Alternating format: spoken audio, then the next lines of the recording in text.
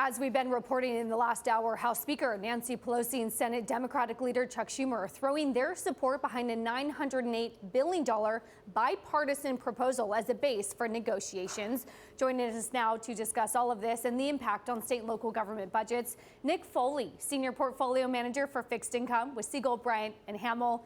Nick, great to have you. And I am curious, assuming we don't get stimulus for another few months or so, what pressure does that put on the stress and the credits of some of the state and local governments that you're looking at? Yeah, it's a great question. I know it's been top of mind for a lot of investors, a lot of our investors as well.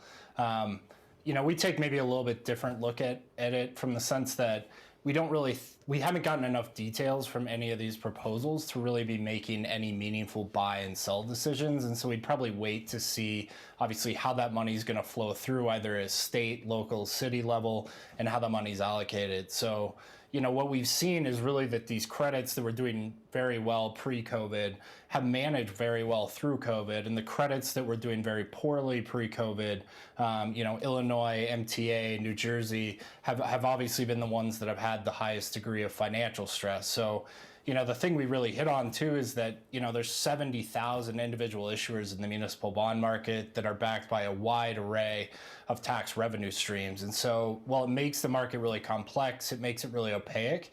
It also makes it you can be really highly selective in which tax revenues you're looking at and you want your bonds backed by. And sticking with some of the credits, it's interesting. High yield performance has really caught up with some of the investment grade bonds really through the summer. Does high yield then still look attractive? Can you assume further spread compression? Yeah, I certainly think it's possible.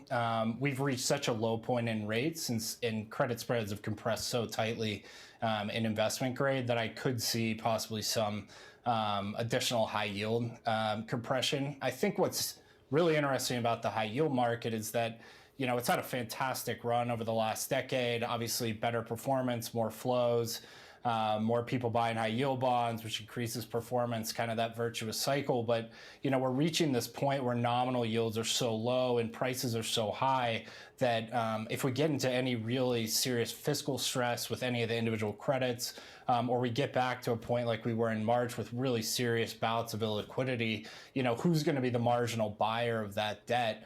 We know that investment grade bonds, state of Massachusetts GOs, there's always going to be plenty of taxable buyers that want to step in, are willing to step in to buy those at some spread to treasuries. But, the high yield market is so different from the taxable high yield market that, it'll be interesting to see if people kind of pick up on that and if fiscal stress really continues to push on that market. And with some of those fund flows that you've been tracking, are the retail investors still very much involved, or do you expect some seasonality and some outflows around some of the headlines? Yeah, we're continuing to see strong inflows, I guess I would say expected probably through the year into January. We have this really odd technical cycle in the municipal market where through December and January, issuance and supply is so low that generally you get just a lot of people chasing a very small number of bonds. And so that's certainly what we're seeing now. I think as rates stay stable or range bound, at least we'll continue to see fairly strong inflows to munis, as on a after-tax basis they still look very attractive versus any other investment grade bonds. And you're kind of leading me to my next question. We were joking yesterday that we're finally getting a 1% yield on the Treasury. We're getting close to it. If you take a look at the AAA muni on the Bloomberg terminal, and it's only 70 basis points. Is that enough to get you excited, or could a further yield back up present a more attractive entry point? Yeah, I would certainly say we've reached a point.